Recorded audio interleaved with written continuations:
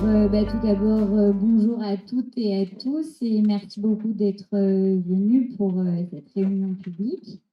Je me présente, Julie Barbeau, je suis candidate pour la NUP, la Nouvelle Union Populaire Écologique et Sociale, sur cette 6e circonscription qui regroupe les villes de Neuilly, Puteaux et Courbevoie-Sud. Mon suppléant est ici dans la salle. Il s'appelle. Ah non, il est à l'entrée. Il vous a accueilli, voilà. C'est Jean-Cédric Grindu, qui vous a gentiment accueilli. Ce soir, on est là pour parler d'éducation et surtout de comment on peut réduire les inégalités scolaires. Moi, je suis professeure des écoles et donc c'est le sujet que j'ai choisi parce que c'est celui qui me tient le plus à cœur. Aujourd'hui, en France, dans certains discours, on pourrait croire que l'école permet à chacun et à chacune de réussir et à tous les enfants d'arriver au maximum de ce qu'ils peuvent, de ce qu'ils pourraient devenir. On sait malheureusement que c'est complètement faux, que les inégalités sociales ne sont pas compensées par l'école et au contraire, parfois, elles sont maintenues par ce système scolaire. C'est un système qui est donc censé être gratuit. Pourtant, on sait très bien également qu'il y a des choses qui restent payantes, les sorties scolaires, les fournitures. Tout ça, ça crée des inégalités entre les enfants. Ce n'est pas parce que l'école est gratuite et accessible à tous et à toutes que pour autant, ça permet à tout le monde de réussir, puisque l'école met en valeur favorise les valeurs qui sont celles de la bourgeoisie et des classes les plus aisées. On va parler de tout ça aujourd'hui, surtout que c'est un sujet qui est vraiment d'actualité, puisque dans le projet de Macron, il projette de vraiment s'attaquer à l'école de la même manière qu'ils se sont attaqués à l'hôpital public en le détruisant pendant les 5 dernières années.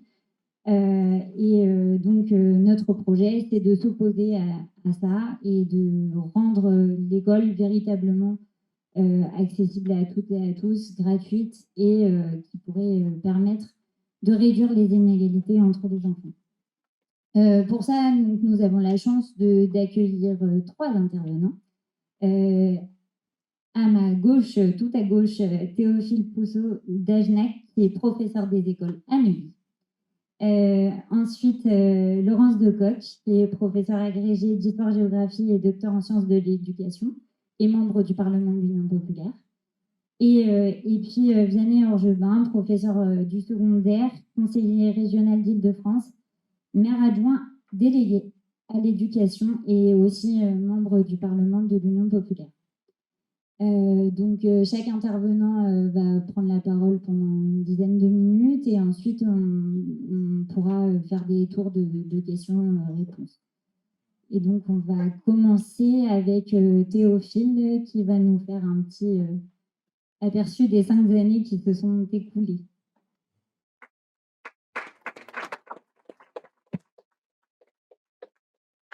Eh bien, tout d'abord, je dois remercier Julie de m'avoir invité à cette réunion publique. Cela m'honore et j'espère lui porter chance dans cette élection. J'ai connu Julie dans le cadre de mon activité syndicale, mais je dois préciser que c'est en tant que collègue, ami et citoyen que je participe à cette réunion.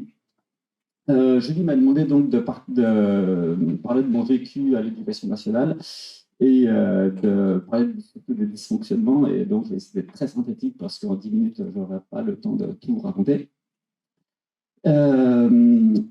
Pour vous parler de moi personnellement, j'ai réussi mon concours en 2012 et donc ça fait 10 ans que j'enseigne. Et depuis 3 ans, je suis affecté à l'école Édith Gorce-Conklin à Neuilly-sur-Seine, sur l'île de la Jatte. Voilà mon vécu pour certaines écoles. Moi, je suis arrivé en 2012 grâce à l'arrivée de la gauche au pouvoir, puisque à l'époque, c'était Sarkozy, le non-remplacement d'un fonctionnaire sur 2 qui bloquait l'entrée des professeurs à l'entrée dans le métier. Et donc, en 2012, on a ouvert les vannes du recrutement. Et on se retrouve 10 ans après, en 2022, dans l'Académie de Versailles, à être obligé à recruter avec des job dating. Cette bizarrerie où en 30 minutes, on recrute des professeurs. Et on peut se demander comment on en est arrivé là en 10 ans. Qu'est-ce qui s'est passé, à quel point notre métier s'est dégradé pour cette situation. Alors, en premier lieu, moi, je voudrais parler de nos salaires, puisque finalement, l'attractivité du métier est liée à nos salaires.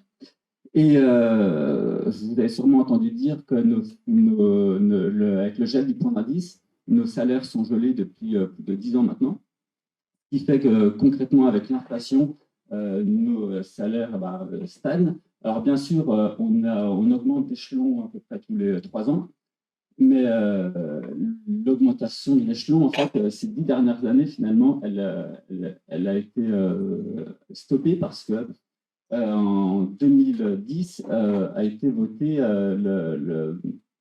le rattrapage de la cotisation retraite sur le privé.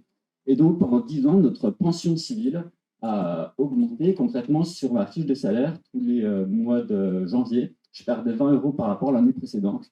Et ce qui fait qu'en 3 ans, je perdais 60 €. Et malgré que j'augmente d'échelon tous les 3 ans, et finalement, mon salaire a stagné pendant presque 10 ans. Et donc là, enfin, j'arrive un peu à augmenter mon salaire, et ce qui fait que j'ai un peu un meilleur niveau de vie. Et aussi, il faut savoir aussi qu'en région parisienne, on a une prime de vie pour combler pour rattraper un peu la vie parisienne, la vie de la région parisienne. Elle est seulement de 60 €. Et ce qui fait que 60 €, c'est très peu par rapport à la vie en province. Et donc, ça peut expliquer que le métier soit très peu attractif et que notre pouvoir d'achat, finalement, a baissé en 10 ans. Et donc, il y a un grand désintérêt de la population à devenir enseignant. Et c'est problématique, et d'autant plus aussi qu'on est fortement dégradé, parce que moi, j'ai vécu aussi avec l'arrivée de Macron, rien qu'au niveau de l'image, par rapport au fait qu'ils aient remis le jour de carence quand on est malade. Et ce qui fait que moi, j'ai vraiment trouvé ça injuste et insultant, puisque finalement, quand on est malade, c'est pas par plaisir. Et souvent, si on est malade, c'est parce qu'on est malade sur notre lieu de travail. Et finalement, c'est parce qu'on travaille que l'on perd du salaire. Et ça, pour le coup, c'est une philosophie que moi, je trouve nettement injuste. Et donc, moi, j'appelle à la hausse des salaires pour déjà remettre du sens dans notre métier et faire que notre métier soit plus attractif. Tout à l'heure, j'ai dit que donc on touchait une pension civile et pas une retraite. Et donc, avec la réforme des retraites qu'avait voulu mettre en place Macron en 2019-2020, on s'est dit clairement qu'en fait, on allait être perdant, puisque actuellement, donc, nous touchons une pension civile, et donc notre retraite est calculée sur nos 6 derniers mois de salaire. Et concrètement, si on devait passer au régime général, ce qui fait qu'on serait calculé sur nos 25 meilleures années, mais finalement, nos 25 meilleures années sont des années assez pauvres en salaire. Et si ça devait se faire, moi, je me poserais la question, pourquoi est-ce que finalement, je travaillerais toute ma vie avec un salaire plutôt bas et j'aurais une retraite plutôt basse. Donc, ça, philosophiquement aussi, ça pose problème de quelle perspective on peut avoir pour notre avenir. Et donc, il y a nos salaires et aussi nos conditions de travail qui sont dégradées aussi sur ces dernières années. Et nous, on nous dit souvent, nous les profs, oui, pourquoi vous vous plaignez, vous avez quand même 16 semaines de vacances. Et ce que ça fait rêver, c'est la semaine de vacances, quand la majorité n'en a que 5 semaines. Mais moi, je suis fonctionnaire et donc je suis cadre de la fonction publique et donc je ne suis pas censé compter mes heures. Mais un jour, je me suis quand même amusé à compter mes heures de travail. Et finalement, je me suis aperçu que actuellement, moi, je travaillais plus de 35 heures par semaine. Donc, me dire que finalement, dénigrer la profession et dire que finalement on travaille que parce qu'on est devant les élèves, et ben, c'est totalement faux parce que moi j'ai quand même à cœur de proposer à mes élèves un enseignement de qualité et pour cela bah, ça passe par une auto-formation, une remise en question de ces pratiques et du coup un réajustement au programme qui change assez régulièrement. Et donc quand on est professeur, on l'est à plein temps et, euh, et j'estime que voilà, on devrait être mieux considéré pour notre métier. Et ce qui est dur aussi dans la vie d'un professeur, c'est aussi la gestion des élèves. Parce que les élèves, ils sont quand même de. Moi, j'ai remarqué ça depuis 10 ans, ils sont quand même de plus en plus difficiles à gérer. Si bien qu'au début de ma carrière, il y avait peut-être 3-4 élèves dans toute l'école qui me posaient problème. Et maintenant, c'est plus 3-4 élèves par école, c'est peut-être 3-4 élèves par classe. Et en plus, quand on sait que nos classes sont quand même assez surchargées, moi, ce que j'ai vu personnellement, c'est qu'on avait des classes entre 25 et 30 en moyenne. Et moi, je trouve que ce pas des conditions très correctes pour travailler. Et par exemple, aussi, on nous dit faites travailler l'oral. Mais concrètement, quand on a 30 élèves dans sa classe, et si on fait une moyenne, ça nous fait même pas 2 minutes à consacrer à chaque élève à l'oral par journée. Et voilà, ça remet tout en cause toute une partie de ce que, des moyens qu'on nous donne pour vraiment faire progresser nos élèves. Donc aussi une autre difficulté, c'est la difficulté aussi de l'hétérogénéité de nos classes, parce que dans nos classes, forcément, on peut avoir des très bons élèves, mais aussi on peut avoir des élèves à faible niveau. Et moi, ce qu'on rencontre au quotidien, c'est que normalement, il y a un réseau d'aide pour aider les élèves en difficulté. Et ce réseau d'aide, en fait, il a été vidé sous le quinquennat Sarkozy, parce que tous les enseignants spécialisés, en fait, on les a mis dans les classes.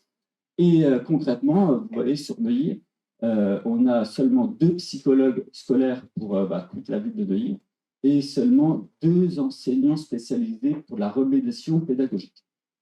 Et donc, concrètement, dans les écoles, cette enseignante spécialisée, elle vient que pour les CP et le CE1, et même pas toute l'année, puisqu'elle vient à peine la moitié de l'année. Et ce qui fait que des élèves de maternelle et des élèves à partir du CE2, CE2, CM1, CM2, et ben finalement ne peuvent pas bénéficier d'aide spécifique. Et donc, nous, en fait, on constate, et sans forcément agir, sans pouvoir agir, que les élèves, en fait, restent en difficulté et qu'on ne peut pas les aider, puisque de toute façon, nous, on a notre classe à gérer. Finalement, on essaie de faire au mieux, on essaie de bricoler, mais on a du mal à faire progresser parce qu'on n'a pas forcément les moyens adaptés pour tout le monde. Et aussi, on a des élèves en situation de handicap, parce que maintenant, avec la loi 2005 sur le handicap, on est censé inclure de plus en plus ces élèves. Mais il faut savoir aussi est-ce qu'on a eu les moyens pour inclure ces élèves en situation de handicap. Donc, un élève en situation de handicap, il a une notification de la part de la MDPH. Et donc, cette notification, le plus souvent, lui dit qu'on doit lui donner des heures avec ce qu'on appelle une AESH ou un AESH, un assistant. Mais souvent, les assistants, déjà, on a du mal à les recruter. Donc, finalement, ils sont sous-effectifs d'AESH. Et les AESH, quand on les recrute, eh ben, on ne les forme pas suffisamment assez parce qu'il y a tellement de pathologies qu'on ne peut pas forcément former à toutes les pathologies. Et ce qui fait que dans nos classes, on se retrouve avec des élèves de difficultés de comportement, des élèves avec faible niveau et des élèves en situation de handicap qui n'ont pas forcément l'aide adaptée. Et donc, ça devient de plus en plus dur de ce métier d'enseignant. Et donc, on n'est pas forcément aidé à travailler dans de bonnes conditions. Et donc, je pourrais aussi vous parler d'autres problématiques liées l'enseignement sur les lourdeurs administratives. On nous impose de plus en plus de faire des documents, des protocoles. On a aussi une manque de formation, c'est-à-dire que moi, sur mes 10 ans de carrière, j'ai peut-être même pas eu un mois de formation en total. Là, faut le savoir, c'est déplorable. Notre mobilité, elle est quand même très restreinte et tout ça, ça nous met, nous, en difficulté et forcément en difficulté nos élèves en premier lieu. Et donc, moi, je suis quand même fier d'être professeur. Je suis fier d'être fonctionnaire au sens romain du terme, c'est-à-dire être au service de ma cité. Et moi, j'aime la gauche, je crois en valeur de la gauche et je souhaite la victoire à Julie et de la NUPES.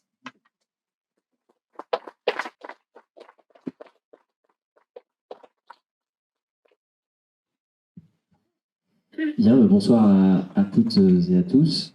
Moi aussi, je suis très heureux d'être là. D'abord de revenir dans la circonscription, parce que j'étais venu aider à faire du porte-à-porte et une kermesse qu'on avait organisée, enfin un point de rencontre avant qu'on se fasse jarter repousser gentiment par la police, appelée par la mairie apparemment. Hein, voilà. Bon, là, ce soir, on est bien là. C'est super, on va pouvoir discuter tranquillement. Non, moi, je voulais... alors, moi, je suis prof dans le secondaire, en collège.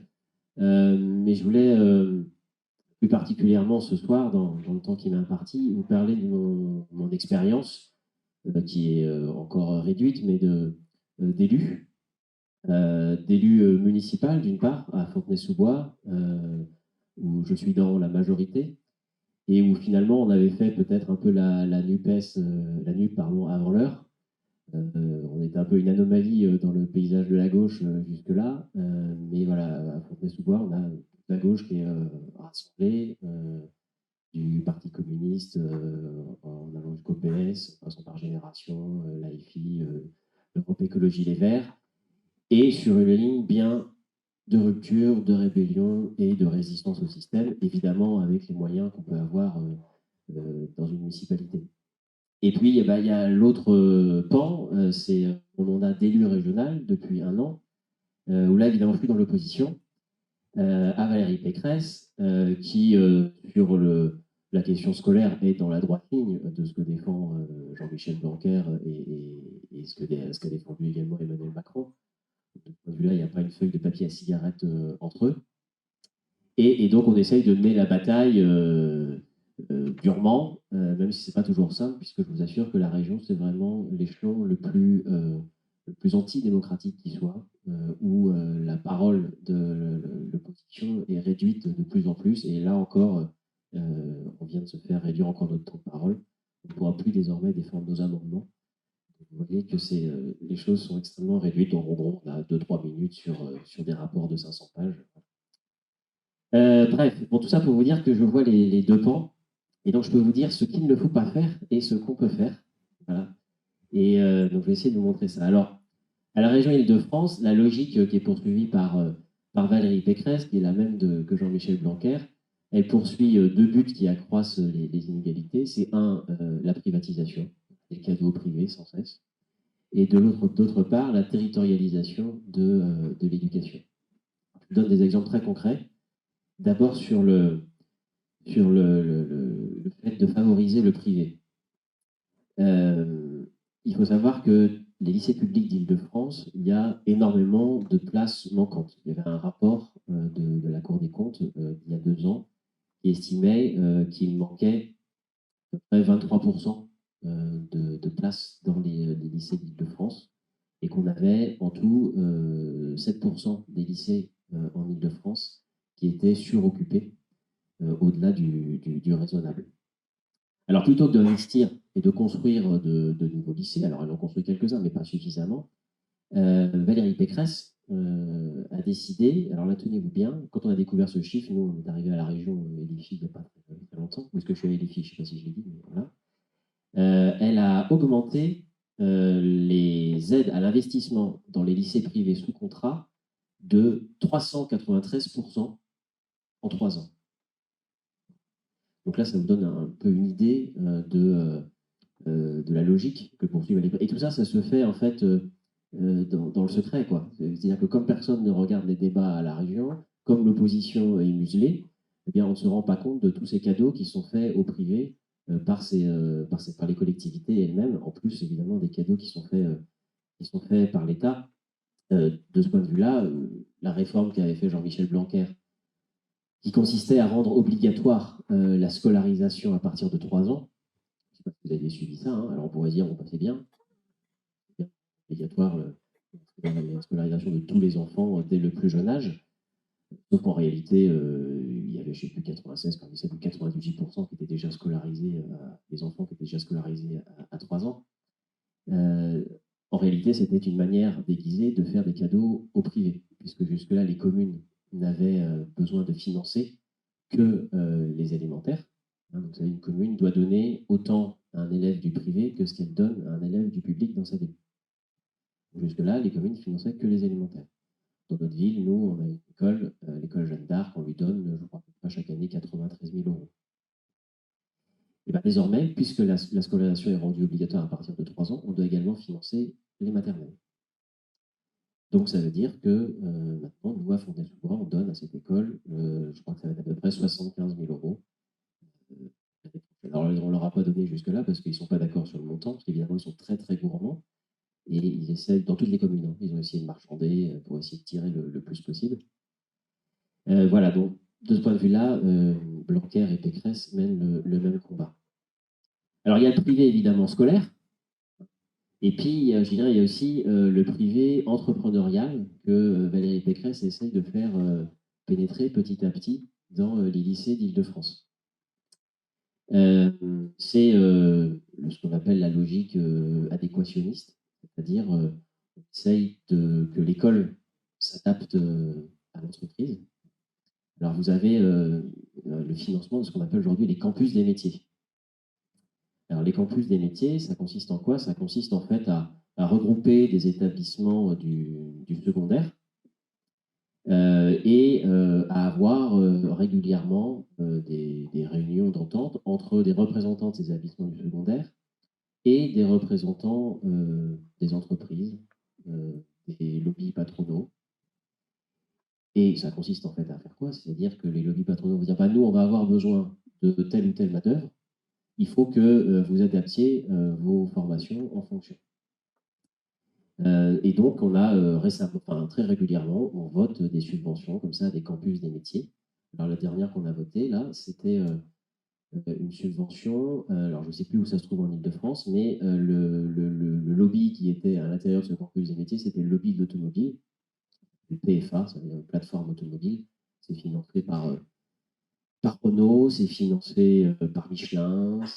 Et puis, alors, le président, évidemment, de PFA, c'est Luc Châtel, ancien ministre de l'Éducation nationale. Voilà, donc ça vous donne un peu une idée de comment petit à petit les entreprises, et puis bon, évidemment, elles financent toutes les interventions du MEDEF dans les écoles. Hein. Vous avez chaque année, vous avez la semaine de l'entreprise qui est organisée par le MEDEF dans les écoles qui le veulent bien.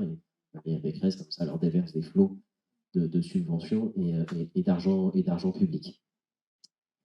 Voilà, donc j'ai parlé de la dégradation du service public qui favorise le privé et puis de cette logique aussi de territorialisation où on essaye d'adapter la main-d'œuvre, de considérer les élèves comme de la main-d'œuvre pour répondre aux exigences patronales.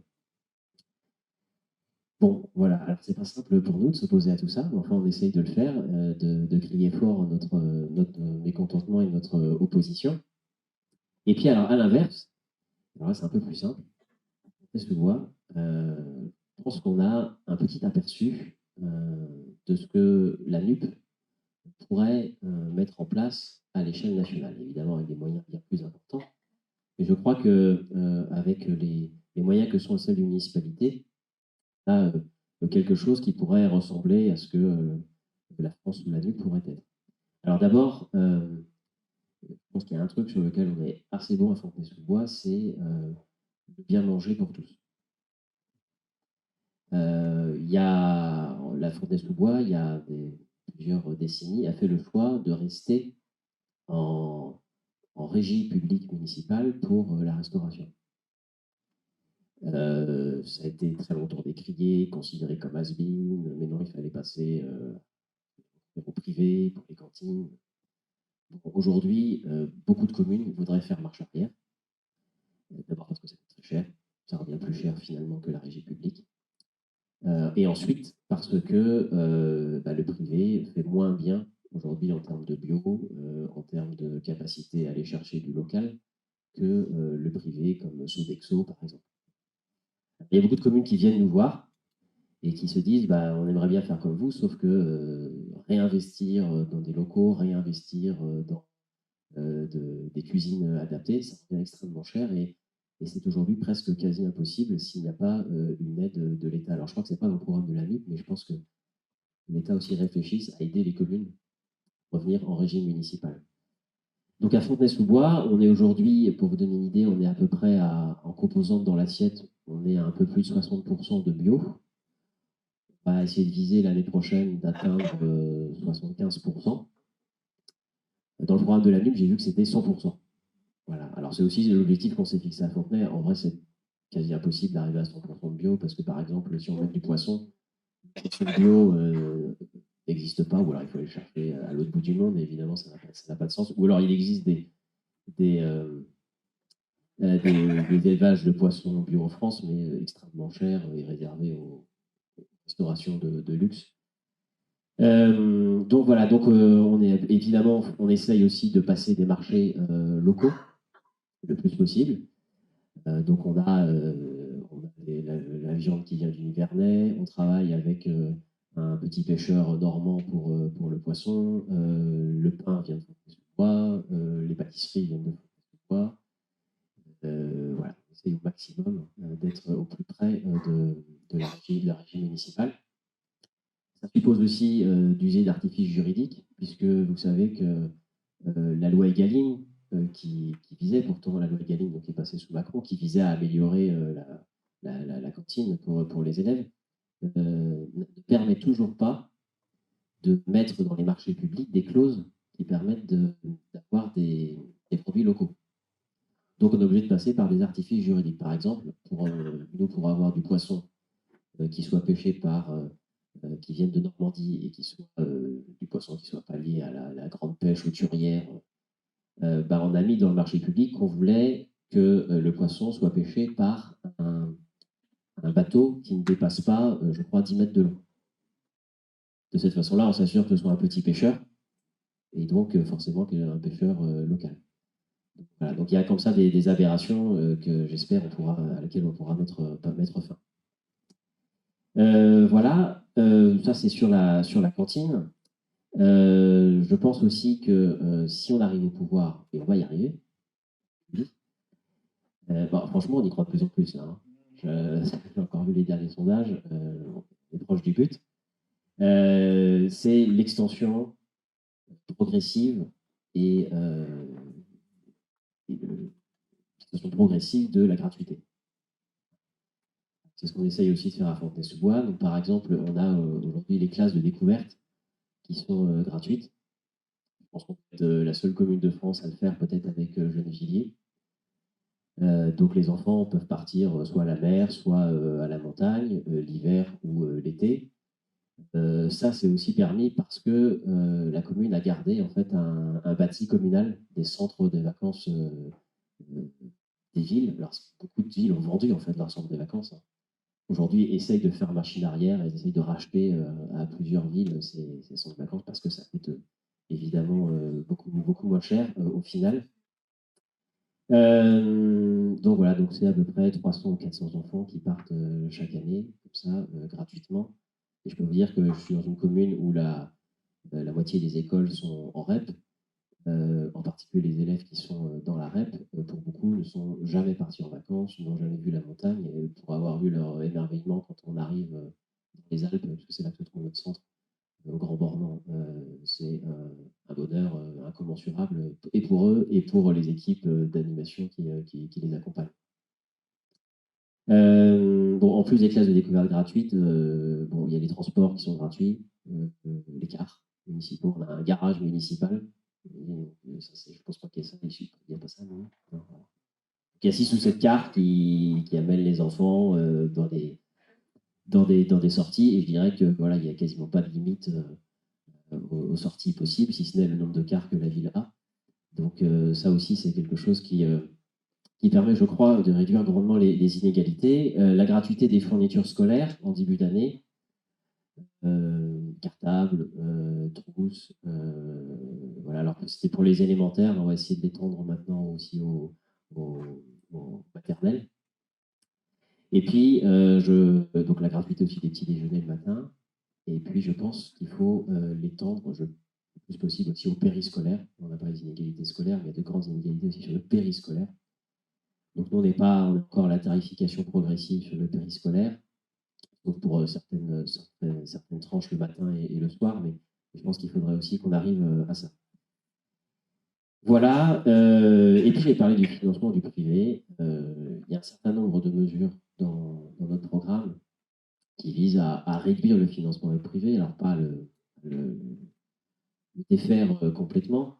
D'abord, dans les communes, moi je pense qu'il faut qu'on s'astreigne à voter contre le financement aux écoles privées. Moi je le fais toujours, quitte à ce que derrière, alors ça passe parce que malheureusement pas suffisamment nombreux à voter contre, mais et je sais que derrière c'est le préfet qui nous tapera sur les doigts et qui dira vous êtes obligé de financer l'école privée, mais je pense qu'il faut affirmer toujours cette position de principe. Parce qu'il ne faut pas lâcher là-dessus, quoi. Il ne faut pas lâcher là-dessus absolument. Et alors dans le programme, il y a l'interdiction déjà des subventions extra-légales. C'est-à-dire des subventions au privé qui vont au-delà de ce que demande la loi. C'est-à-dire la loi demande l'égalité entre ce qu'on donne à un enfant du public et à un enfant du privé. Là, par exemple, Pécresse adore les subventions extra-légales. Hein. Elle dépasse largement les plafonds de ce qu'elle doit aux élèves du privé en Ile-de-France. Et puis, il y a également l'abrogation de la loi Carle. La loi Carle, c'est une loi qui oblige les communes qui n'ont pas d'école privée sur leur territoire, qui n'ont pas d'école privée, je crois, sur leur territoire, à financer les élèves qui vont dans les écoles privées des communes d'à côté. Et qui n'ont pas d'école publique aussi. Oui, c'est ça. Ouais. Enfin, voilà, donc des communes qui, a priori, ne sont pas concernées, qui sont obligées de financer les élèves qui vont sur le territoire d'à côté. Voilà, donc vous avez compris, opposition à la privatisation, opposition à la territorialisation, opposition évidemment à la précarisation des personnels, mais tu en as mieux parlé que moi tout à l'heure. Et puis à l'inverse, renforcement d'une logique nationale, que ce soit sur les formations ou que ce soit également sur les diplômes. On n'a pas parlé de la réforme bancaire du PAC, mais ça aussi, ça renforce évidemment les inégalités entre les territoires. Priorité au public, et puis renforcement des moyens en général pour les personnels et pour les enfants.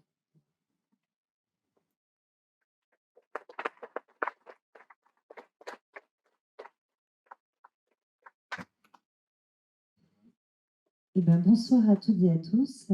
Je suis effectivement ravie d'être là. Donc, moi, je m'appelle Laurence Decoq, je suis enseignante, je suis historienne, je suis membre du Parlement de la NUPS. Alors, à ma gauche, NUPES, à ma droite, NUP. Moi, je dis NUPS, hein, bon, voilà. Donc, je suis membre du Parlement de la NUPS et je fais pas mal de réunions publiques autour de l'école avec les candidats de la NUPS depuis le début de la campagne. Je dis, je suis ravie d'être là et en même temps, je dois vous avouer que c'est pour moi assez incongru parce que la plupart du temps, j'interviens plutôt dans les quartiers populaires. Je vis dans le 19e et donc, si vous voulez, c'est assez naturel d'aller parler inégalité scolaire. Hein. Et puis là, j'ai eu un choc culturel important entre le pont de Neuilly et ici. J'ai traversé cette rue de Longchamp et j'avoue que je me suis dit, c'est une enquête ethnographique vraiment très, très importante. Et je me suis dit, suis-je au bon endroit pour parler des inégalités scolaires? Et la réponse est évidemment oui. Puisque s'il y a bien aussi des endroits dans lesquels nous avons à convaincre les gens de l'injustice extrême que constitue aujourd'hui le système éducatif français, c'est auprès des gens qui ne le subissent pas. Donc, je voudrais partir un petit peu sur cette voie-là, hein, et essayer de partir des témoignages aussi de mes deux collègues pour voir un petit peu ce qui, dans ces témoignages, ce qu'il y a, on va dire, de structurel, c'est-à-dire au fond un dysfonctionnement inhérent au système éducatif français, hein, qui n'est pas forcément lié à Blanquer, à Sarkozy, etc. Ce qu'il y a en revanche de plus conjoncturel, parce qu'effectivement ça s'est aggravé ces dernières années, et en particulier ces 5 dernières années, et quel projet d'école, à partir de différentes propositions qui vous ont déjà été données, hein, mais quel projet d'école est-ce qu'on peut imaginer pour essayer de réparer cette école qui effectivement va mal, mais aussi pour donner un petit peu, alors j'aime pas ce terme d'élément de langage parce que c'est un côté très mais quand même pour donner des billes à celles et ceux qui ne connaissent pas forcément la technicité de l'école, son fonctionnement, tout son vocabulaire, tout ce qui en fait sa complexité, mais qui, comme vous peut-être, ont envie de convaincre les gens parce qu'intuitivement, vous savez que ça va mal et vous n'êtes pas forcément prof et vous ne savez pas forcément mettre des mots très précis dessus. Et donc, je voudrais aussi vous aider en fait à pouvoir perpétuer un petit peu cette idée que oui, ça va très mal, que oui, il faut alerter et que oui, c'est une responsabilité collective et que nous, les enseignantes et les enseignants, nous ne nous en sortirons pas tout seuls, malgré tout ce qui a été dit par mes camarades, malgré tout ce que nous faisons et très bien, que ce soit au niveau du syndicat, que ce soit dans des fonctions électives, que ce soit bien sûr dans les classes, hein.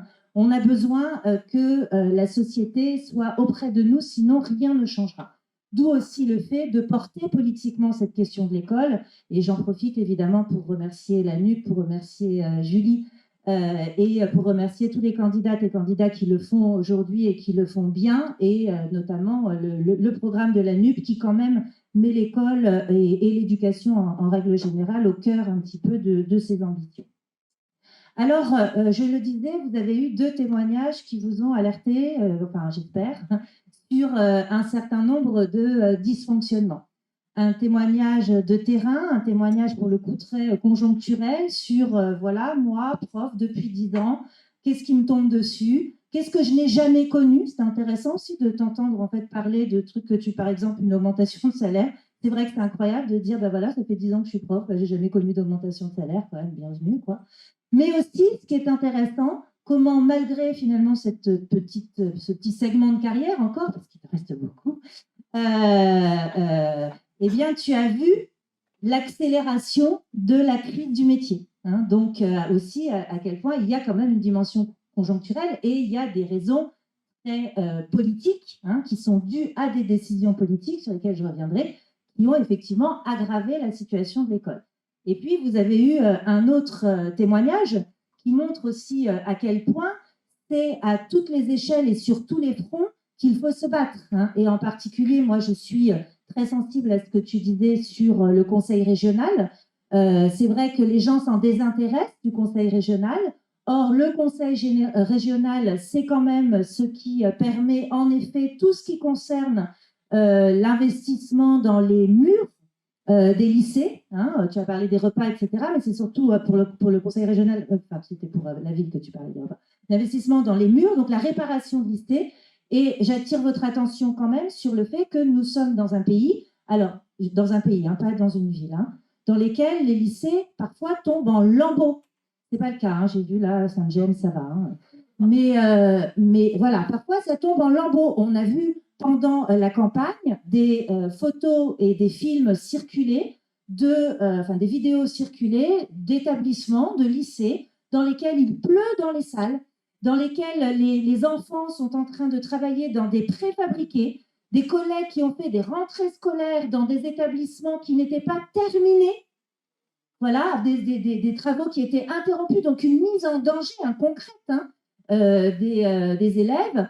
Et je ne parle pas de certaines villes dans lesquelles ce sont dans les petites écoles qu'il y a des rats que les enfants ne peuvent pas aller dans les toilettes parce que c'est sale, parce qu'il n'y a pas de papier, parce qu'on manque de tout ça. Ça, ce sont les échelons territoriaux. Hein. Et on s'y habitue. On s'y habitue. C'est-à-dire qu'en tant qu'enseignant, on s'habitue parfois à ce que nos élèves ne puissent pas aller aux toilettes. On s'habitue à ce que les salles soient complètement délabrées. Ça, c'est déjà une première marque de mépris, parce qu'évidemment, ça touche une certaine catégorie de public, hein, essentiellement. C'est déjà une première marque de mépris social contre lesquels il faut absolument s'insurger. Et ça devrait concerner tout le monde. Ce n'est pas que les profs, c'est aussi quand même les parents des enfants qui sont scolarisés. Donc, deux témoignages qui nous alertent sur une situation qui est particulièrement périlleuse. J'ai pour habitude de dire, enfin pour habitude depuis peu en fait, mais de dire que l'école aujourd'hui est sous respirateur artificiel. Et plus précisément, l'école publique. Parce que c'est aussi de ça que je suis venue vous parler, là-dessus on est bien en phase. L'école publique est effectivement sous respiration artificielle. Alors moi, je ne suis pas quelqu'un de décliniste, je ne fais pas partie des gens qui disent c'était mieux avant, ah là là, la civilisation s'écroule, vivement le retour à Jules Ferry, enfin voilà, pas du tout. Je suis même plutôt quelqu'un qui essaye de voir plutôt ce qui va et tout, pour essayer de foncer, machin, résister et tout. Mais là, je suis obligée de dire qu'il y a quand même peu de raisons de se réjouir d'être enseignant.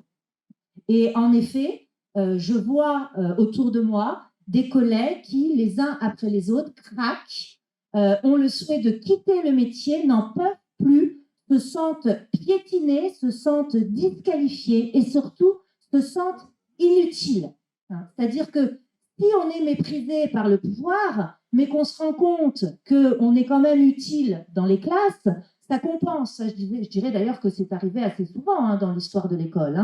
Ça compense parce que, bon, voilà, on se dit, ils peuvent raconter ce qu'ils veulent. Nous, on voit bien ce qu'on arrive à faire avec les élèves. Et puis, c'est quand même pour ça qu'on a fait le métier. C'est pas pour avoir les remerciements du président de la République. On s'en fout de ça. Mais en revanche, ce qui se passe actuellement, c'est qu'on n'a ni l'un ni l'autre. C'est-à-dire que les conditions matérielles d'exercice du travail sont devenues telles qu'il est impossible aujourd'hui, quasiment, de bien travailler. Et ce qui est intéressant, c'est que tu dis que c'est vrai aussi pour Neuilly. Donc là aussi, il y a de quoi alerter quand même à très grande échelle, à échelle nationale. Donc effectivement, on est dans une école publique qui va mal. On est dans une école publique, Julie le disait, qui reproduit les inégalités scolaires et qui même d'ailleurs, comme l'ont montré les travaux de sociologie de l'éducation, qui produit des inégalités scolaires. Elle ne se contente pas de les reproduire, qui serait une sorte d'alimentation d'un ordre social dominant, mais parfois elle produit des inégalités elle-même. Alors, pour le dire très rapidement, parce que je ne vais pas vous faire un cours de sociologie, il y a des explications qui sont des explications structurelles à ça. L'explication qui est la plus commune et qui est la plus simple à expliquer aux gens, c'est que les enfants, en particulier des milieux populaires, ont un niveau de proximité avec la culture scolaire qui est très faible. D'accord ? Donc, en fait, ce sont des enfants qui, lorsqu'ils vont entrer à 3 ans à l'école, ne savent pas ce que l'institution scolaire attend d'eux. Or, les enfants qui, eux, sont élevés dans des familles qui sont, on va dire, soit plus favorisés socialement, soit qui ont un capital culturel important, par exemple les enfants de profs, dès l'âge de 1 mois, vous leur achetez leur premier livre rugueux pour le bain, à 6 mois, vous commencez à les sensibiliser aux couleurs, à 18 mois, ils connaissent l'alphabet, c'est formidable, et quand vous les mettez en petite section, vous dites « Oh, je suis désolée, c'est lire. » Voilà. Et là, effectivement, le niveau de proximité avec les codes scolaires, avec la culture scolaire, qu'on appelle la culture scolaire, c'est-à-dire tout ce qui est véhiculé par l'école, c'est une fusion. En réalité, cet enfant-là, il a quasiment été élevé dans une culture scolaire. On lui a appris tout petit ce que l'école allait attendre de lui. Et donc, si vous enseignez avec des petits, ça doit vous parler, ce que je vous dis. Ce sont des enfants auxquels vous n'avez quasiment pas besoin d'expliquer quoi que ce soit. La consigne, il la pige tout de suite. Tandis que d'autres enfants, ça ne veut pas dire qu'ils sont plus bêtes, Ça veut dire qu'ils ont d'autres types de savoirs, qui sont de l'ordre de l'autonomie, par exemple, être autonome, savoir se débrouiller tout seul, savoir s'occuper d'autres enfants, etc., etc. Donc, ils ont d'autres types de savoirs qui sont des savoirs éloignés des normes scolaires. Ça, c'est une raison structurelle qui est évidemment extrêmement difficile à changer et qui fait que quasiment depuis le début de l'école de la République, cette atroce expression d'ascenseur social, qui ne veut strictement rien dire, de toute façon, n'a jamais existé. Ça a marché pour certaines exceptions, celles que Ferdinand Buisson appelait des exceptions consolantes, c'est une très jolie formule, c'est-à-dire ceux qui ont réussi quand même à s'en sortir par l'école, mais l'extrême majorité n'a jamais pu prendre cet ascenseur social. Elle a gardé son bouton, son doigt sur le bouton, et puis ils sont encore en fait en train d'essayer d'appuyer sur le bouton. Donc, structurellement, il y a des choses qui font que l'école en France dysfonctionne, et c'est dû à ce différentiel de niveau de proximité avec les codes scolaires. Et pour changer ça, il ne faut pas simplement réaffirmer la gratuité, même si évidemment ça c'est hyper important. Il faut aussi repenser complètement le fonctionnement de l'école, y compris dans ce qu'elle enseigne, justement pour réduire ce différentiel, pour faire en sorte qu'un enfant de Neuilly de 3 ans arrive avec le même accès possible à la culture scolaire qu'un enfant de Nanterre de 3 ans, alors que quelques kilomètres les séparent. Donc, vous voyez, il y a des raisons structurelles, je pourrais vous en donner plein d'autres, mais on n'a pas le temps. Mais il y a effectivement des raisons conjoncturelles. Ce que j'appelle des raisons conjoncturelles, ce sont donc des décisions politiques en matière de réforme éducative qui ont été adoptées et qui ont freiné la simple possibilité, comme une boussole un peu, de démocratisation scolaire. Jusque-là, je dirais que la plupart des gouvernements, même... Non, j'allais dire même Sarkozy, moi. On est chez lui, là, d'ailleurs. Salut. Mais beaucoup de gouvernements avaient quand même gardé cette boussole. C'est-à-dire que, voilà, grosso modo, ils faisaient des réformes. Bon, ça ne se passait pas toujours très, très bien, mais l'idée, c'était quand même d'en finir avec les inégalités scolaires, voilà, d'essayer de bidouiller. Alors, ça ne marchait pas parce que c'était un moyen constant, etc. Donc, de toute façon... Quand on déshabille Jacques pour habiller Paul, ou je ne sais plus quelle expression dit ça, ça ne peut pas marcher. Mais au moins, ils ambitionnaient de le faire. Ils faisaient semblant quand même. Voilà.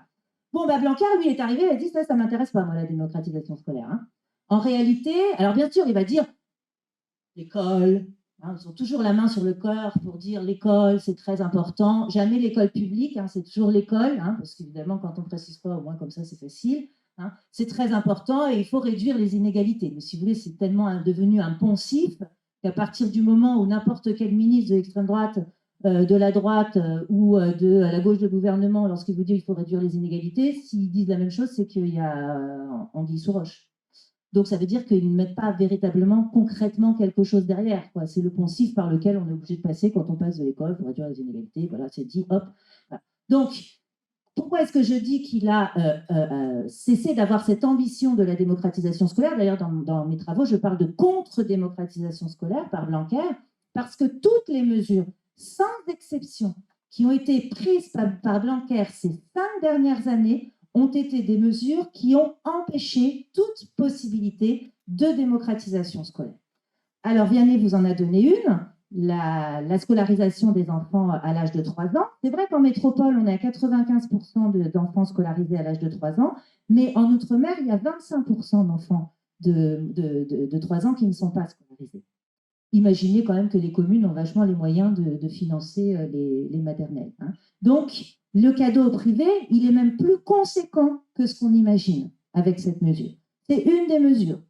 Deuxième mesure de Blanquer, la fondation d'établissement, d'ailleurs, il n'a pas choisi Neuilly, c'est bête, mais c'est pas très loin d'ici, je ne sais plus où il est, celui qui est parisien, mais il choisit Marseille, évidemment, et puis un autre près de Paris.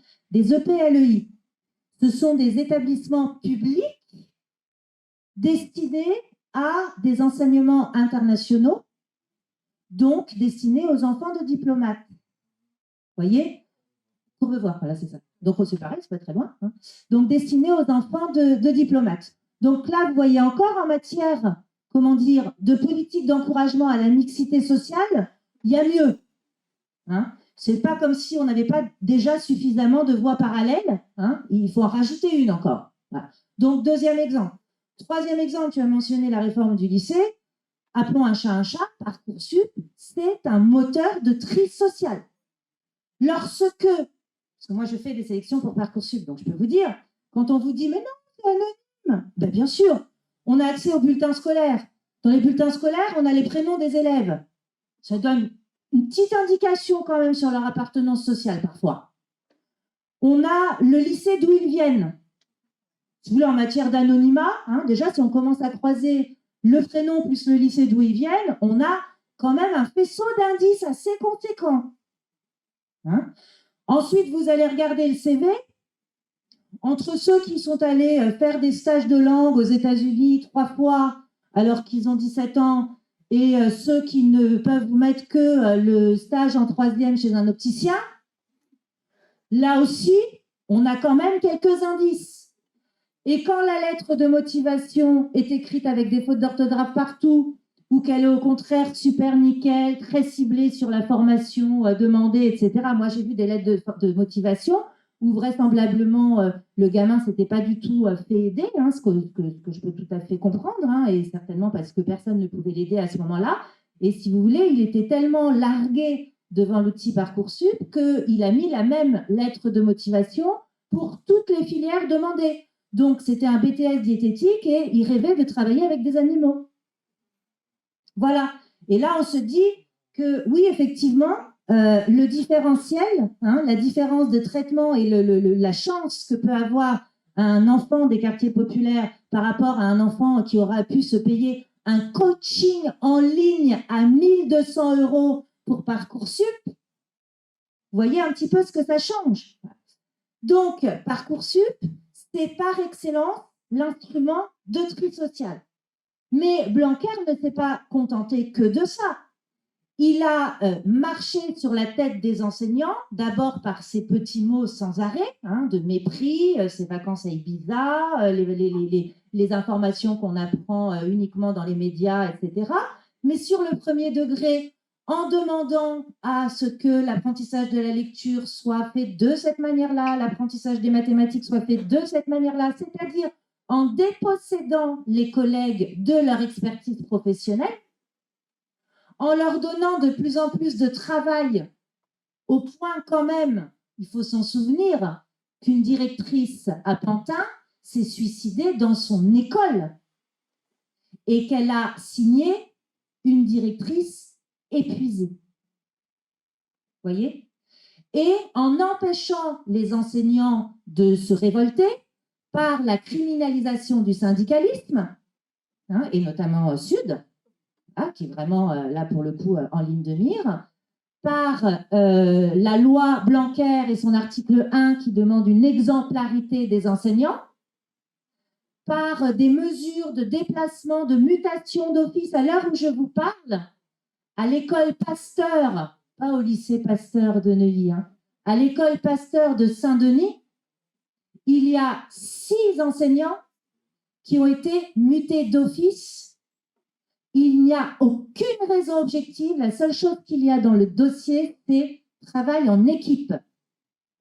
C'est la seule école sur Saint-Denis où les enseignants étaient présents depuis 10 ans, sans discontinuité, où il y avait une vraie solidarité d'équipe, où une directrice est arrivée vraisemblablement avec des appétences pour l'extrême droite assez louches. Ça a effectivement foutu le bordel dans l'école. Et 6 enseignants ont été mutés d'office. Résultat des courses, ils sont tous en arrêt maladie. Les enfants se retrouvent avec des contractuels qui sont arrivés après les vacances de Pâques. Voilà. Voilà comment aujourd'hui l'école est pilotée, entre guillemets, par les gens qui suivent l'idéologie de Blanquer. Et je crains malheureusement, alors je pourrais donner d'autres exemples aussi, hein, la façon dont les enseignants ont été montrés du doigt, comme des islamo-gauchistes, comme des wokistes, enfin vraiment, je crois qu'on a porté, on sent Des fois, je me souviens de trucs qu'on a même oublié, en fait, tellement c'est énorme ce qu'on a pris pendant 5 ans. Voilà. Donc, il nous a considérés comme des paillassons. Ce que j'allais dire, c'est que son successeur allait certainement changer les choses sur la forme, et ça va faire du bien. Il ne faut pas non plus dire que c'est anecdotique, parce que ne pas être insulté tous les jours, ben, ce n'est pas un luxe. Hein, c'est bien, ça fait du bien, on nous fout la paix. Mais en revanche, la feuille de route, elle reste la même. Hein. Son premier déplacement a été à Marseille pour vanter l'autonomie de l'école du futur. Donc, on voit bien que rien ne va changer du tout dans l'idéologie de Blanquer. On arrive donc effectivement à des raisons plus conjoncturelles qui ont mis l'école dans une situation de détresse, et notamment l'école publique dans une situation de détresse. Les job dating dont tu parlais, le recrutement des enseignants en 30 minutes dans les académies, c'est une catastrophe. C'est une catastrophe. Là, pour les années à venir, le déficit du nombre d'enseignants, c'est une catastrophe. Et c'est une catastrophe pour nous, mais ce n'est pas une catastrophe pour eux, pour les gens qui sont à l'origine de ça. Pourquoi? Parce que ce sont des contractuels qui vont arriver dans les établissements et donc des gens qui vont pouvoir être corvéables à merci, dont on pourra se séparer du jour au lendemain sans avoir aucun compte à leur rendre et qui, au bout d'un moment, vont montrer qu'on n'a pas besoin d'être fonctionnaire pour être enseignant. Voilà. Donc, on est complètement pris au piège. Et évidemment, nous, en tant que personnes de gauche, syndicalistes, etc., ces nouveaux collègues qui vont arriver, on va les défendre. On va demander leur titularisation, voilà, parce que c'est évidemment pas de la responsabilité des collègues qui sont recrutés, c'est la responsabilité de ceux qui ont mis en place ce système. Donc, on est effectivement complètement pris au piège. Vous voyez? Et quand je dis ce « on », je ne parle pas que des enseignants, je ne parle pas que des parents d'élèves. C'est quoi une société dans laquelle il y a une telle forme de ségrégation scolaire? C'est une société dans laquelle, on en a rigolé tout à l'heure, mais en même temps, moi, je vais vous dire, être arrivé là, traverser cette rue de Longchamp, pour moi, ça a été d'une grande violence. Ça faisait une éternité que je n'étais pas venue ici. Ça a été d'une grande violence, parce que je me suis dit, purée, mais il y a plusieurs mondes qui cohabitent là. On le sait en théorie. Mais quand là, on traverse, quand on voit ces rues privatisées, quand on voit à quel point, enfin, l'allure des maisons suinte l'argent, c'est incroyable. Et ça veut dire que c'est une société qui a complètement admis l'idée d'une ségrégation sociale. Et ça, il faut plaider pour ça. C'est pas de cette société-là que nous voulons, sinon vous ne seriez pas là. Ce que nous voulons, c'est une société qui bataille contre les injustices sociales. Eh bien, l'école doit se mettre au service de ce projet de société. Donc, l'école doit aussi, dans toute sa transformation, se mettre au service d'une société sans injustice, d'une société dans laquelle les enfants, quelles que soient leurs origines sociales et culturelles, ont accès à l'école au même droit, à la trajectoire scolaire de leur choix, et la réussite, entre guillemets, ne soit pas indexée au niveau culturel ou au niveau social des parents. C'est-à-dire qu'il n'y ait pas de destin au berceau. On a tous intérêt à ça. On a tous intérêt à ça parce qu'à terme, il y a un moment, quand je vous dis c'est une grande violence sociale pour moi, eh ben, je sais me tenir. Voilà. Mais il y en a au bout d'un moment qui vont craquer. Je veux dire, il y en a qui ne sauront pas se tenir. Et ils auront raison. Et ils auront raison, parce que si c'est d'une grande violence sociale pour moi, qui suis quand même plutôt classe moyenne sup, j'imagine ce que c'est pour d'autres qui arrivent à peine à vivre avec un SMIC. C'est quoi ce territoire-là? Vous voyez? Donc, il faut absolument qu'il y ait une vraie conscientisation, y compris des habitants ici, pour faire comprendre que la mixité sociale, c'est bon pour tout le monde, pas que pour les pauvres. C'est bon pour tout le monde. Les rencontres sociales, c'est bon pour tout le monde. D'un point de vue scolaire, la mixité sociale, ça a été prouvé par toutes les études, ça fait du bien aux enfants qui n'ont pas de difficultés et ça fait du bien aux enfants qui ont des difficultés. Donc, tout le monde s'y retrouve. Mais évidemment, pour ça, il faut un programme ambitieux, il faut un programme de redistribution des richesses aussi, parce que l'école ne peut pas le faire tout seul. Et donc, il faut bien voter le 12 et le 19 juin. Voilà.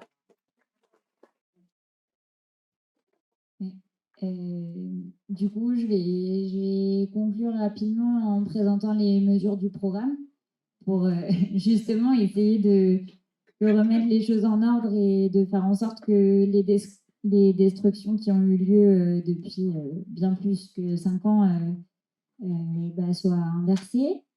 On parle de Puteaux, donc voilà, à Puteaux, par exemple, il y a une mesure du programme qui est aussi appliquée, c'est la gratuité des fournitures scolaires. Sauf que moi, à Puteaux, c'est dans un cartable bleu pour les garçons et dans un cartable rose pour les filles, avec les mêmes couleurs que la manif pour tous. Voilà, c'est très sympa. Donc nous, on souhaite que donc ça puisse être le cas dans toutes les écoles, donc gratuité du matériel scolaire et en fournissant des fournitures sans marque, parce que pour pas qu'il y ait d'intrusion du marchand dans les écoles. Et puis aussi la gratuité du transport, comme il y a à Fontenay, et des activités périscolaires. Voilà, ensuite, Théophile en a parlé, il y a le problème du nombre d'enfants par classe. Nous, on souhaite arriver à, en fait, ce qui est la moyenne dans les pays européens, c'est-à-dire 19 élèves par classe, ce qui permettrait vraiment d'avoir un enseignement de meilleure qualité. On n'en a pas parlé, mais les gens de la République En Marche ne cessent de dire qu'ils ont fait énormément pour l'école parce qu'ils ont mis dans les écoles d'éducation prioritaire des CP et des CE1 à 12. Donc 12 élèves par classe en CP et en CE1. Il faut savoir que déjà, souvent c'est un mensonge, ils sont plus autour de 15-16.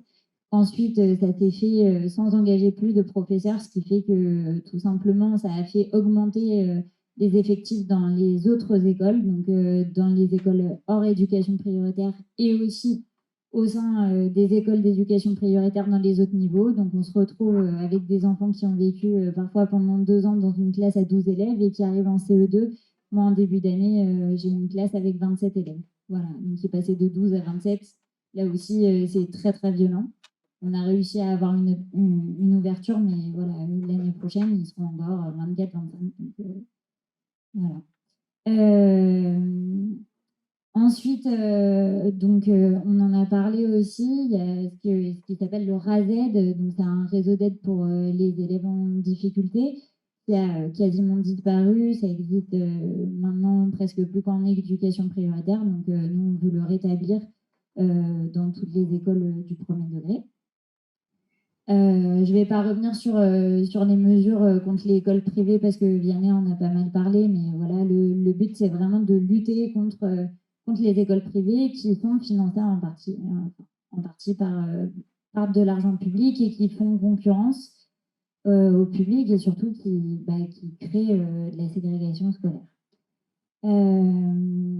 Voilà, on voudrait aussi évidemment revaloriser les personnels de l'éducation nationale. J'y compte bien. Et donc pour ça, on propose déjà mettre fin au gel du point d'indice et puis revaloriser les grilles salariales. Donc là, c'est en discutant avec les organisations syndicales. Un problème dont on a beaucoup parlé, c'est le manque de formation des enseignants. En France, donc il y a c'est au niveau du master, mais en fait, c'est une formation très, très incomplète, de très mauvaise qualité. On souhaite qu'il y ait des vraies écoles professionnelles de l'enseignement. Je crois qu'en Belgique, c'est 5 ans d'études pour devenir enseignant. En France, c'est donc 2 ans, sachant que sur ces 2 années, en fait, il y a une année de préparation au concours, donc on n'apprend pas vraiment à devenir enseignant.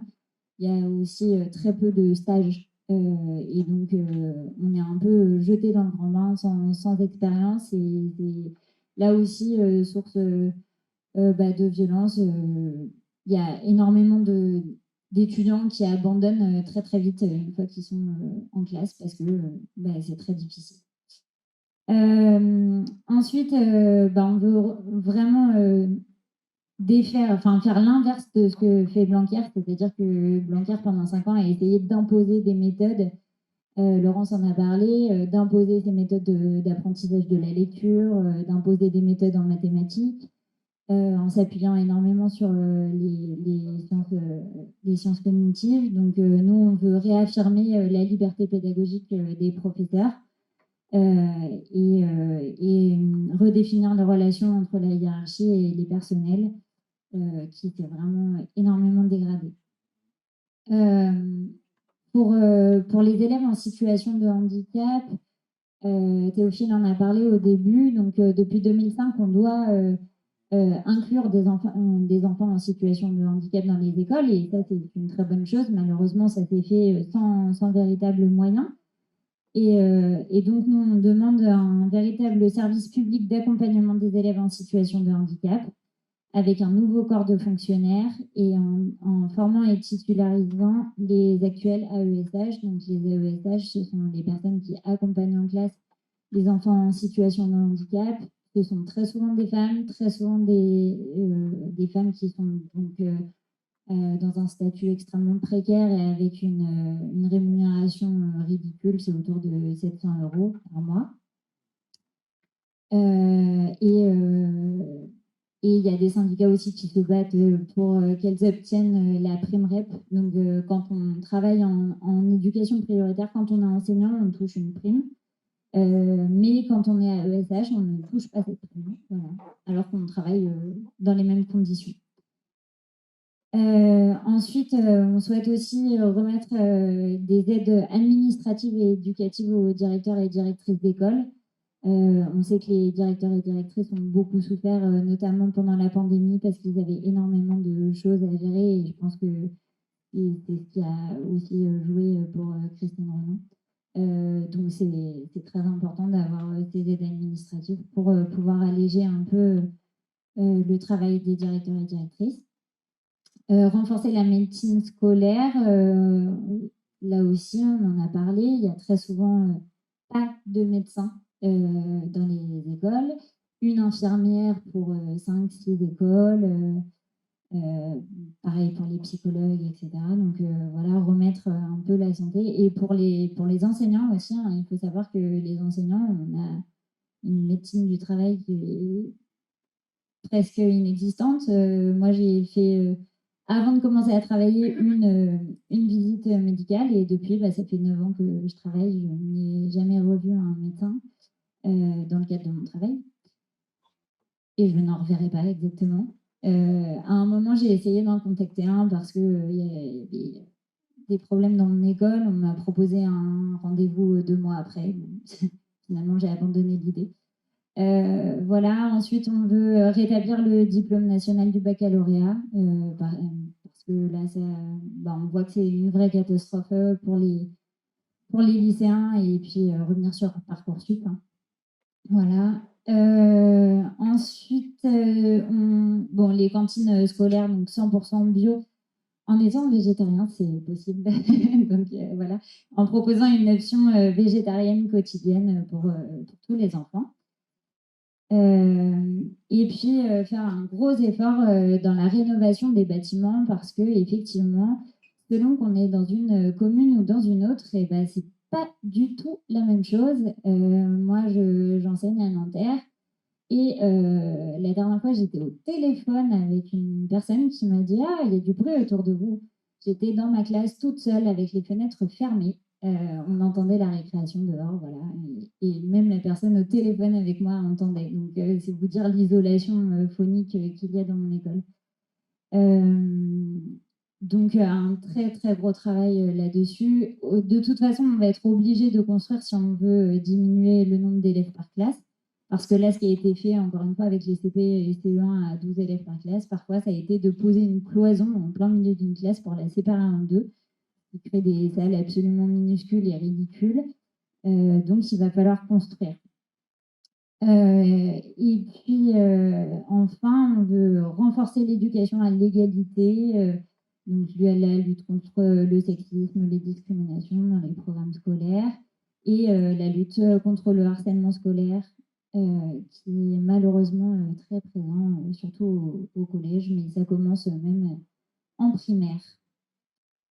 Voilà, j'ai pas fait le tour de toutes les propositions, mais il y a un livret qui est extrêmement bien fait sur le site de l'Union populaire, un livret éducation pour l'égalité et l'émancipation. Du coup, on va passer aux questions. Donc, si vous avez des questions à nous poser, vous pouvez lever la main. Et je ne sais pas qui va passer pour donner un micro. Il faudrait passer un an avec vous. Il faudrait passer un an avec vous. C'est vrai, un an ensemble avec des gens concernés, ce serait extraordinaire. Moi, je vais vous poser une toute petite question parce que c'est monstrueux, comme tu dis.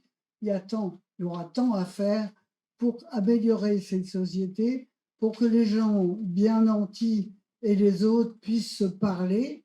Donc, à propos de ça, je voudrais vous demander comment vont les parents d'élèves aujourd'hui dans ce fatras de choses?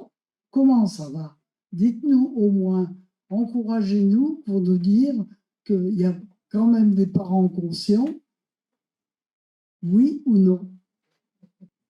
Je vais peut-être commencer par émettre une hypothèse. On est malheureusement tellement conscient des dysfonctionnements de l'école publique qu'on a tendance à mettre les enfants dans le privé. Bon. Alors, moi, j'ai eu l'occasion d'être professeure remplaçante dans des collèges très difficiles comme Gennevilliers, etc. Je ne vois rien dans les mesures de la NUP qui puissent corriger un petit peu la situation, sauf peut-être, effectivement, restaurer une sorte de mixité, parce qu'on est vraiment dans un autre monde. Et la violence que ressentent les ados par rapport au système scolaire est tellement forte qu'à moins d'imaginer une mixité, à moins de les envoyer dans un autre quartier, voilà, c'est pas seulement une histoire de gratuité, etc. Je pense qu'il faut vraiment les envoyer ailleurs. Voilà.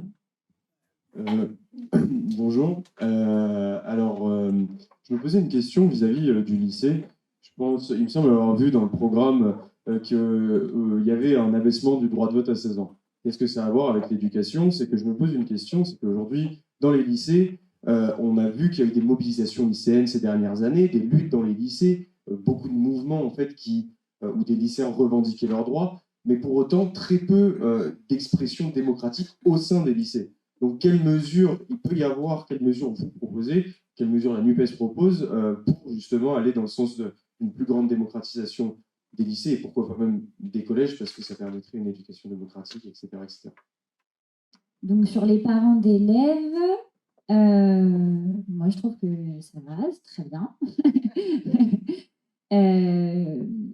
On est quand même globalement soutenus. Je pense que de toute façon, dans nos revendications, là, les parents ont conscience surtout pendant la pandémie. En fait, il y a eu énormément d'absences non remplacées. Et donc, je pense que les parents se sont rendus compte qu'il y avait un sérieux problème, en tout cas dans notre académie, au niveau de l'absence de remplaçants. Ça les a mis en grosses difficultés.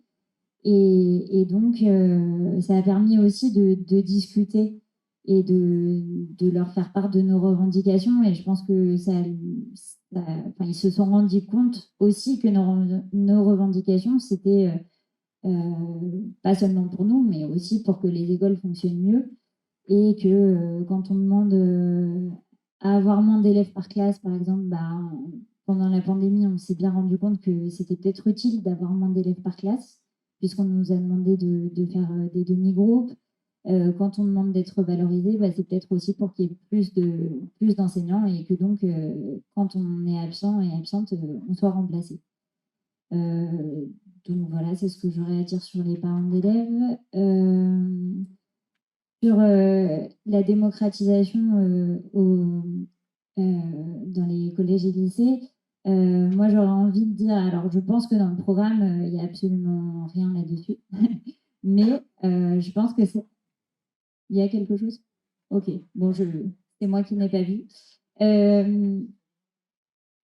Ah, peut-être. Ouais. En tout cas, moi, ce que je dirais, c'est que des exemples de collèges et de lycées autogérés existent et que ça, c'est pour moi la solution qui serait parfaite, c'est-à-dire que ça s'apprend dès l'école, la démocratie. Dans les classes, on peut faire des conseils de classe où on décide ensemble de choses, où on réfléchit, où on résout les conflits ensemble et que c'est comme ça qu'on apprend la démocratie. Euh, et donc, euh, il y a le lycée, c'est un lycée autogéré de Paris, voilà, qui existe. Et voilà, je pense que s'il y avait davantage de collèges et de lycées qui fonctionnaient sur ce modèle, la démocratie, elle serait apprise assez rapidement et peut-être même une démocratie bien plus démocratique que celle qu'on connaît, parce qu'on peut quand même se poser des questions sur notre système actuel. Voilà, et sur le droit de vote à 16 ans, je pense que voilà, mes élèves ont parfois des raisonnements bien plus intelligents que d'autres personnalités politiques. Non, d'abord sur les parents d'élèves, je peux vous donner mon sentiment en tant qu'élu local, à nouveau. Je pense que les associations de parents d'élèves, en tout cas localement, vont plus mal qu'il y a plusieurs années. C'est-à-dire qu'il y a de moins en moins d'adhérents. Voilà. Je pense qu'il y a de moins en moins de conscientisation politique aussi de ces parents d'élèves. Bien souvent, je m'en rends compte, alors c'est pas partout, hein. Il y a encore les associations de parents d'élèves qui sont soutenues par des fédérations nationales. Il y a encore un idéal qui est porté, un idéal d'éducation. Donc on peut avoir des discussions qui portent sur d'autres choses que la prise qui ne va pas ou la lampe qui n'est pas remplacée. Mais de plus en plus, on voit se développer des associations de parents d'élèves dites indépendantes. Euh, et je crois que bon, alors ils jouent leur rôle, hein, mais c'est-à-dire que la mairie en fait devient le seul interlocuteur et on ne pense plus à repenser le système en général, quoi. Euh, donc voilà, donc je pense que voilà, je resterai moins positif que toi de ce point de vue-là. Sur la sectorisation scolaire, alors vous disiez il faut envoyer les enfants ailleurs. Bon, ça me semble compliqué parce qu'on ne va pas envoyer les enfants loin de là où ils habitent et loin de leurs parents. Néanmoins, la sectorisation scolaire, c'est un sujet un peu un serpent de mer. Hein. C'est très compliqué. Je pense que dans le programme, j'ai vu qu'il y avait une chose, c'était la dégressivité des subventions données au privé qui ne respecteraient pas une certaine mixité sociale. C'est une première mesure.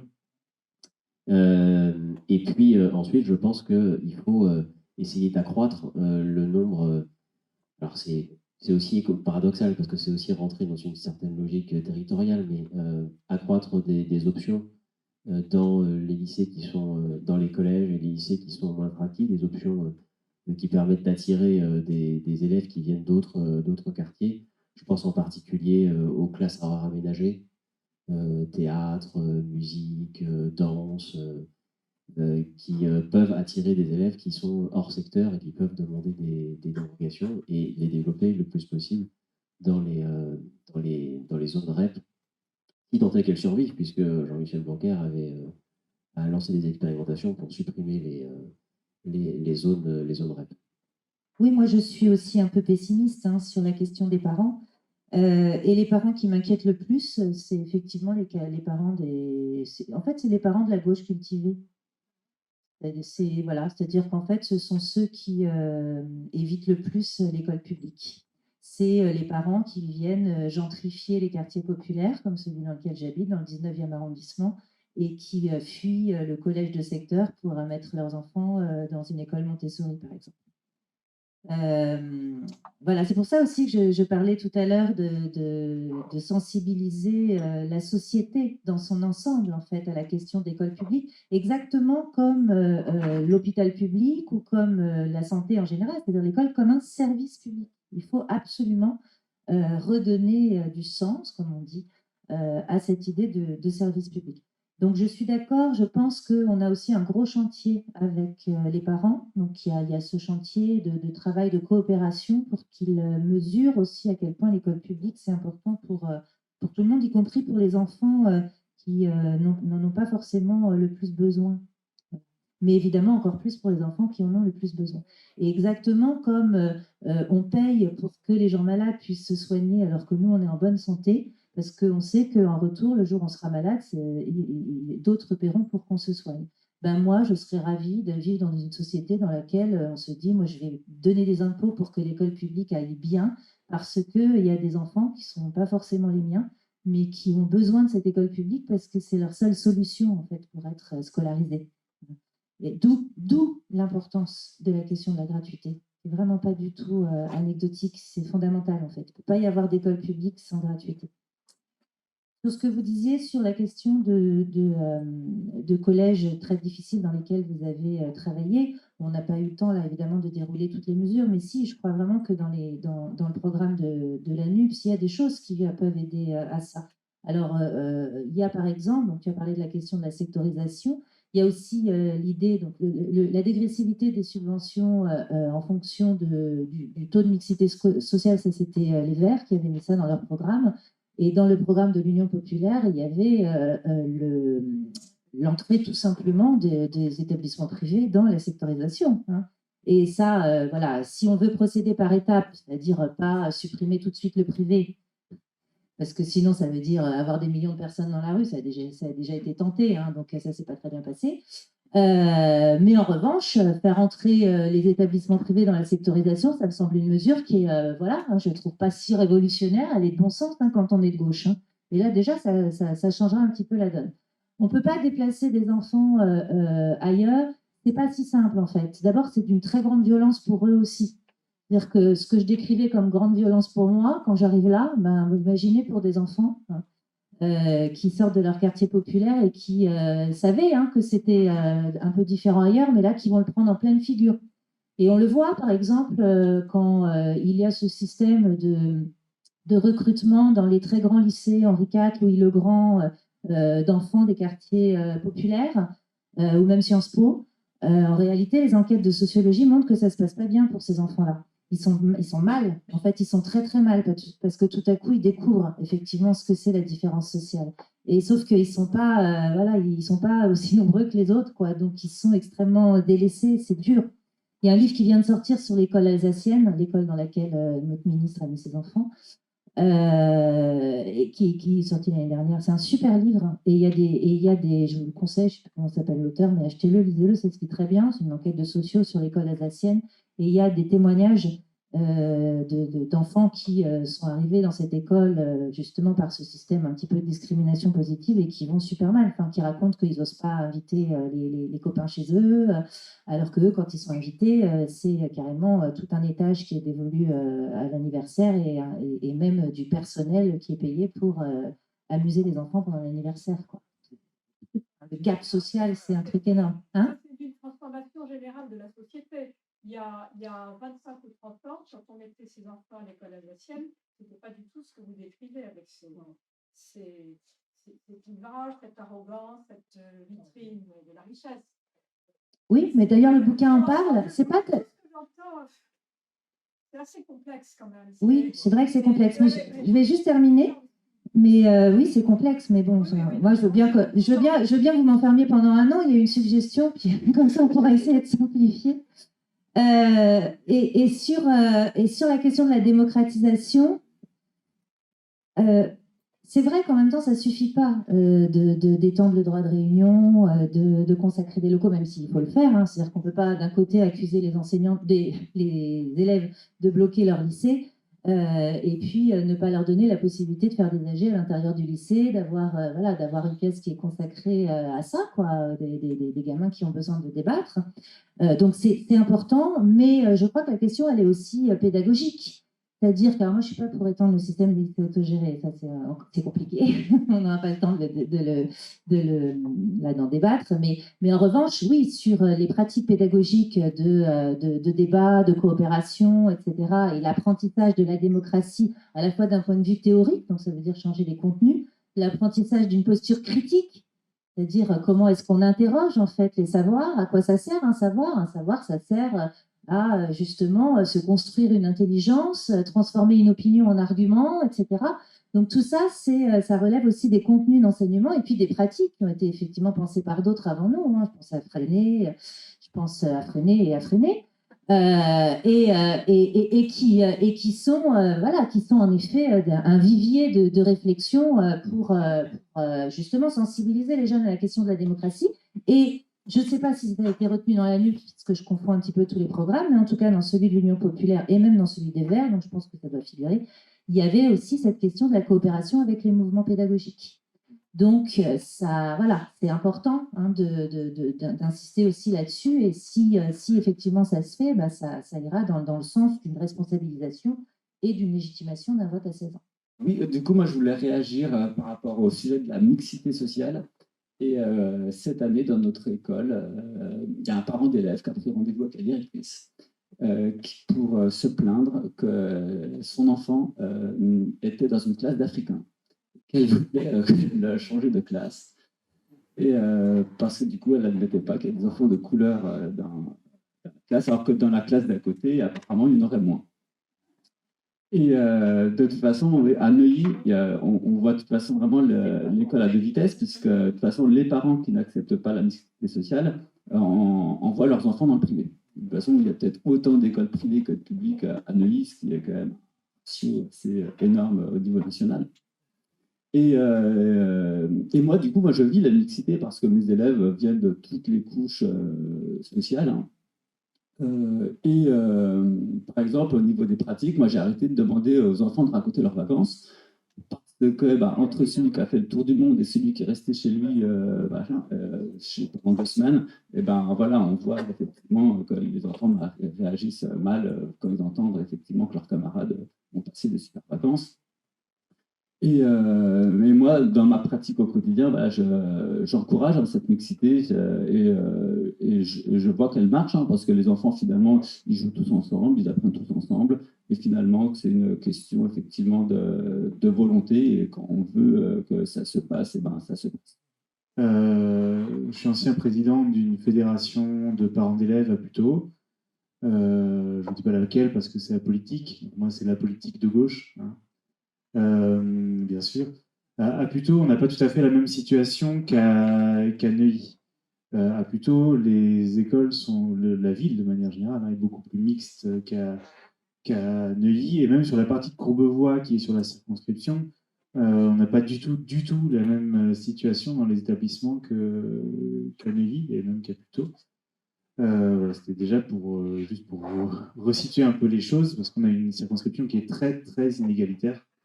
Une des plus inégalitaires du département, qui lui-même est un des départements les plus inégalitaires de France, voire le plus inégalitaire de France. Je voulais juste dire sur les parents d'élèves que plutôt on a extrêmement de mal à recruter des parents d'élèves, notamment dans ces associations apolitiques qui du coup n'est pas forcément bien vues par la mairie parce que supposément de gauche. Et donc si vous connaissez des parents d'élèves à Puteaux, n'hésitez pas à leur dire de s'engager, c'est hyper important. Voilà. Et alors, on est complètement, je rejoins complètement ce qui a été dit sur le fait que les parents d'élèves qui sont engagés, même y compris sur une fédération de parents d'élèves qui est pourtant, qui a normalement des valeurs, des idées, aujourd'hui, entre la fédération et l'association indépendante, on n'a plus vraiment de différence au final. On parle de la prise qui est là, mais c'est des classes qu'il va falloir, qui vont peut-être fermer, donc se battre, mais en tout cas, on n'a plus vraiment de vision politique d'ensemble au niveau des parents d'élèves, et je trouve ça très dommage. Voilà. Et juste pour finir sur le privé, si on pouvait interdire la sélection à l'entrée du privé et et les établissements payants, je sais que ça remet tout en cause le financement du privé, mais juste ces deux points-là, je pense qu'on aurait déjà beaucoup avancé sur la ségrégation scolaire. Bonjour, Jean-Luc Martin, j'habite Puteaux depuis bientôt 40 ans. Donc, j'ai entendu, je suis infirmier de métier, j'ai travaillé un petit peu en pédopsychiatrie et dans différentes, même en médecine en tant qu'infirmier scolaire. Donc, ce que je voudrais dire, c'est qu'il y a des choses qui m'interpellent un petit peu.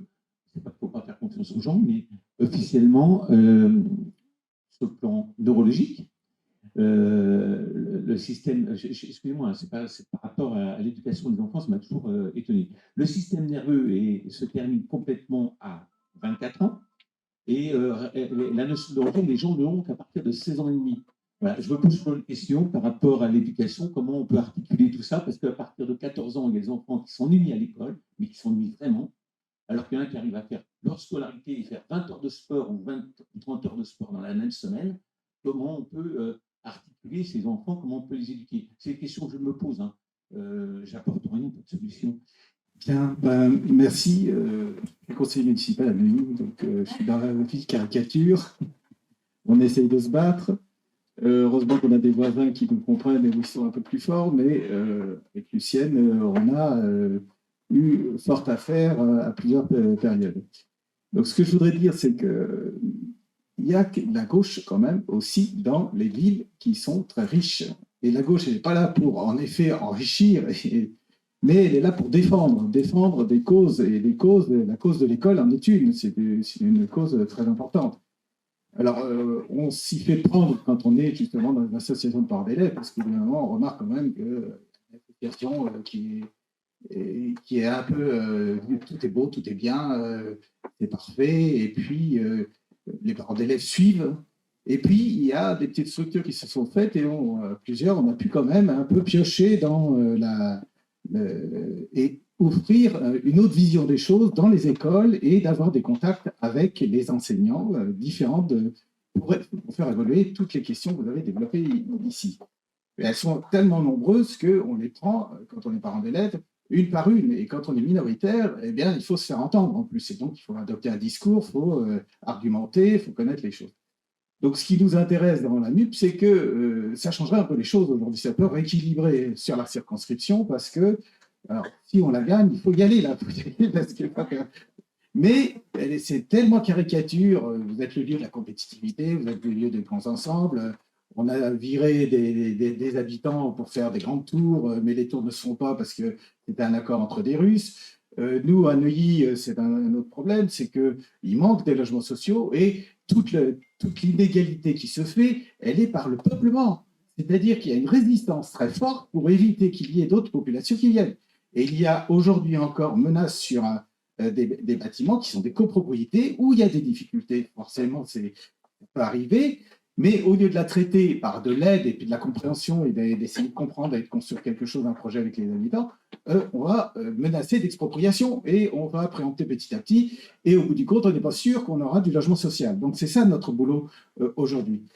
Mais on passe de l'un à l'autre. On passe du logement, de la question du logement, et la question du logement entraîne la question de l'école. Alors, puisqu'aujourd'hui c'est l'école et l'inégalité, je ne suis pas instite, mais comme j'ai été parent d'élèves et je me suis vraiment intéressé, notre problème, c'est vraiment faire en sorte qu'il y ait une attention aux enfants en difficulté, en effet.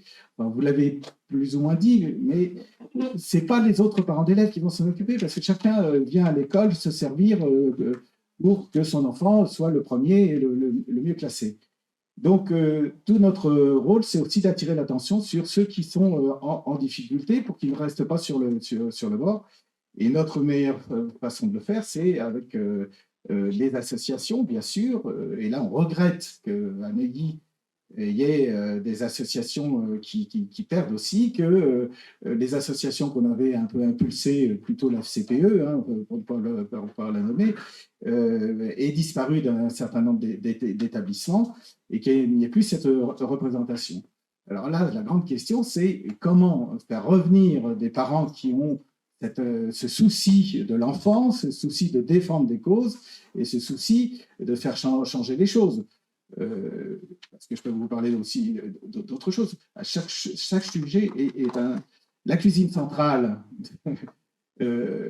c'est un vrai sujet. C'est venu en commission récemment parce que tous les 5 ans, il faut faire un marché pour changer le système.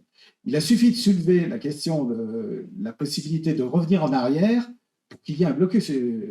Alors, dans mon écrit la délibération disant qu'on prend en compte le fait qu'il pourrait y avoir une cuisine centrale, mais il n'y a pas le terrain, il n'y a pas le bâtiment, il n'y a pas. Donc, il faut à chaque fois revenir à la base. Pour qui tout ça? Et pourquoi pas une cuisine centrale? Pourquoi la ville ne s'engagerait pas là-dessus? Pour le bien des enfants. Pour le bien des enfants, c'est ça important. Malgré le cahier des charges qui est fait pour les sociétés qui viennent faire, qui sont engagées justement pour faire les repas, la cuisine, elle est à perpète.